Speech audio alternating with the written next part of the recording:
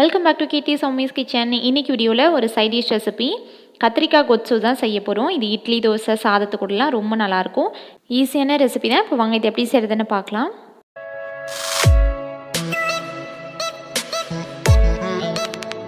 First கத்திரிக்காய் கொத்சு செய்கிறதுக்கு கத்திரிக்காவை இந்த மாதிரி ஃப்ளேமில் காட்டி சுட்டுக்கணும். இந்த மாதிரி ஃப்ளேமில் நல்லா சுட்டுட்டு மேலே இருக்கிற தோலெல்லாம் ரிமூவ் பண்ணிவிட்டு செஞ்சோன்னா டேஸ்ட் ரொம்ப நல்லாயிருக்கும். இப்படி இல்லைன்னா நீங்கள் ஒவ்வொரு கத்திரிக்காவை சுடுறதுக்கு பதிலாக இந்த மாதிரி கிரில் இருந்துச்சுன்னா அது மேலே ஒரு 3-4 கத்திரிக்காய் வச்சுட்டு சுட்டு எடுத்துக்கலாம். நான் இன்றைக்கி இந்த சைஸில் 4 கத்திரிக்காய் சுட்டு எடுத்துக்கிறேன். கத்திரிக்காவை எல்லா சைடும் திருப்பி வச்சு ஒரு 5 மினிட்ஸ் மீடியம் ஃப்ளேமில் இந்த மாதிரி சுட்டுக்கிட்டோன்னா தோலெல்லாம் ஃபுல்லாக நல்லா கருகிடும். இந்தளவுக்கு நல்லா பிளாக் ஆகிற மாதிரி சுட்டுக்கலாம். அப்போ தான் நம்மளுக்கு தோல் ஆறினதுக்கு அப்புறமா எடுக்கிறதுக்கு ஈஸியாக இருக்கும். கத்திரிக்காய் ஒரு 10 நிமிஷம் ஆறட்டும். அதுக்குள்ளே நம்ம கொத்சுக்கு ஒரு பவுடர் ரெடி பண்ணணும். அதுக்கு ஸ்டவ் ஆன் பண்ணி வானல் வச்சுருக்கேன். அதில் 1/2 டீஸ்பூன் எண்ணெய், இதில் 1 டேபிள் ஸ்பூன் கடலைப்பருப்பு, 1 டேபிள் ஸ்பூன் உளுந்தம்பருப்பு. ஃப்ளேம் லோவில் வச்சுட்டு ஒரு 2 நிமிஷம் இந்த பருப்பெல்லாம் நல்லா வறுபட்டு வாசம் வரணும், வறுத்துக்கலாம். இது கூட 2 வரமிளகாய், ஒரு 5-6 வெந்தயம் சேர்த்துக்கிறேன். அதிகமாக சேர்த்துற வேணாம், கசப்பு வந்துடும்.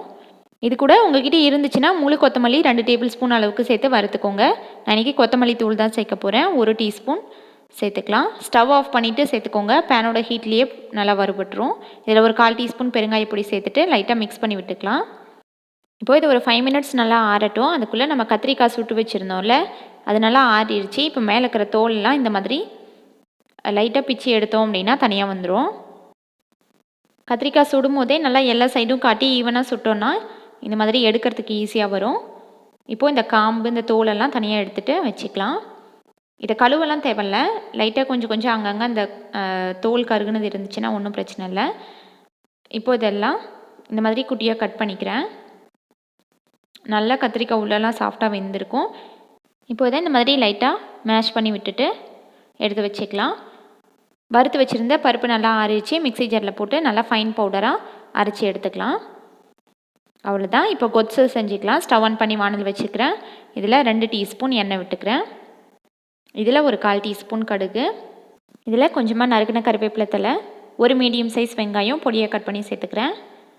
இது லைட்டாக வதக்கிக்கலாம், டிரான்ஸ்பரண்ட் ஆகட்டும். இந்த கத்திரிக்காய் கொத்சுக்கு வெங்காயம் தக்காளி சேர்க்காமலும் செய்யலாம். அது ஒரு மெத்தடு. இப்படி செஞ்சாலும் ரொம்ப நல்லாயிருக்கும் டேஸ்ட்டு. இப்போ இதில் ஒரு மீடியம் சைஸ் தக்காளி இந்த மாதிரி பொடியாக கட் பண்ணி சேர்த்துக்கிறேன். இப்போது தக்காளி வதங்கிறதுக்கு கொஞ்சமாக ஒரு 1/4 டீஸ்பூன் உப்பு சேர்த்துட்டு இது நல்லா மசிஞ்சு வதங்கட்டும். ஒரு 2 நிமிஷம் வதக்கிக்கலாம்.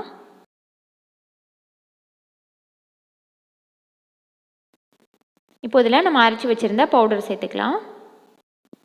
கொஞ்சம் இந்த பொடி லைட்டாக வதங்கணும், அந்த பச்சை ஸ்மெல் எல்லாம் வரும். ஒரு நிமிஷம் இந்த மாதிரி நல்லா வறுத்ததுக்கு அப்புறமா இதில் சுட்டு மசிச்சு வச்சுருக்கோம்ல அந்த கத்திரிக்காவை சேர்த்துக்கலாம்.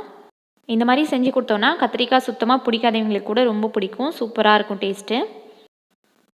இந்த கத்திரிக்காய் கொத்சு ஒவ்வொருத்தரும் ஒவ்வொரு மாதிரி பண்ணுவாங்க. இதில் பருப்பு வேக வச்சு கூட சேர்க்கலாம். நான் இன்றைக்கி புளி மட்டும்தான் சேர்க்குறேன். இதுவும் நல்லாயிருக்கும் டேஸ்ட்டு. இது நல்லா கலந்து விட்டதுக்கப்புறமா இதில் தண்ணி சேர்த்துக்கிறேன். இப்போது இது நல்லா கலந்து விட்டு லைட்டாக அந்த கத்திரிக்காவை மேஷ் பண்ணி விட்டுக்கலாம். நம்ம சுடும் போதே இது ஒரு 3/4 வெந்திருக்கும். நீங்கள் இந்த மாதிரி சுட்டு செய்கிறதுக்கு பதிலாக கத்திரிக்காவை எண்ணெயில் வதக்கிட்டு கூட செய்யலாம். இப்போது இதில் புளி தண்ணி சேர்த்துக்கலாம். நான் ஒரு 1/2 நெல்லிக்காய் சைஸ் அளவுக்கு புளி தண்ணியில் நல்லா கரைச்சி எடுத்து சேர்த்துக்கிறேன். இந்த புளியோட புளிப்புக்கு ஏற்ற மாதிரி பார்த்து சேர்த்துக்கோங்க. நான் இன்றைக்கி ஒரு 4 கத்திரிக்காய் எடுத்துருக்கிறதுனால கம்மியாக தான் சேர்த்துருக்கேன். நல்லா சேர்த்துட்டு கலந்து விட்டுக்கலாம். இப்போது உங்களுக்கு தோசைக்கெலாம் சாப்பிட்றோன்னா கொஞ்சம் தண்ணியாட்டம் இருந்தால் தான் நல்லாயிருக்கும். சாதத்துக்கு செய்கிறோம் அப்படின்னா கொஞ்சம் திக்காக கூட செய்யலாம். அதனால் தேவைன்னா கொஞ்சமாக தண்ணி சேர்த்துட்டு இந்த புளியோட பச்சை ஸ்மெல் போகிற மாதிரி இது நல்லா கொதிக்கணும். மூடி போட்டு வேக வச்சுக்கலாம். இப்போது இது ஒரு 5 நிமிஷம் நல்லா கொதிக்கட்டும். பாருங்கள், 5 மினிட்ஸ் நல்லா கிரேவி கொதிச்சு திக்காக இருக்குது. நம்ம சேர்த்துருந்த அந்த கடலைப்பருப்பு பவுடர் இருக்குல்ல, அதெல்லாம் சேர்த்து நல்லா ஒரு திக்கான கிரேவியாக வந்திருக்கும். இப்போ இதில் இந்த கிரேவிக்கு தேவையான உப்பு சேர்த்துக்கலாம். 1/2 டீஸ்பூன் உப்பு, இது கூட 1/2 டீஸ்பூன் வெல்லம் சேர்த்துக்கிறேன். லாஸ்ட்டாக இந்த மாதிரி கொஞ்சமாக வெல்லம் சேர்த்தோன்னா கிரேவியோட டேஸ்ட்டே ரொம்ப நல்லாயிருக்கும்.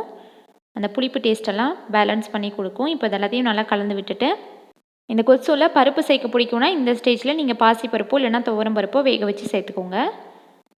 இப்போ லாஸ்ட்டாக அதில் கொஞ்சமாக கட் பண்ண கொத்தமல்லி தழை சேர்த்துட்டு நல்லா மிக்ஸ் பண்ணி விட்டு ஸ்டவ் ஆஃப் பண்ணிடலாம். அவ்வளோதான், நம்மளோட டேஸ்டியான கத்திரிக்காய் கொத்சு சூப்பராக ரெடி ஆயிடுச்சு. இது சாதத்தை கூட சுட சுட வச்சு சாப்பிட்டோன்னா ரொம்ப சூப்பராக இருக்கும். இந்த ரெசிபி நீங்களும் ட்ரை பண்ணிவிட்டு ஃபீட்பேக் கமெண்ட்ஸில் சொல்லுங்கள். இந்த வீடியோ பிடிச்சிருந்துச்சின்னா லைக் பண்ணுங்கள், ஷேர் பண்ணுங்கள். கீர்த்தி சௌமியஸ் கிச்சனை சப்ஸ்கிரைப் பண்ணுங்கள். தேங்க்ஸ் ஃபார் வாட்சிங்.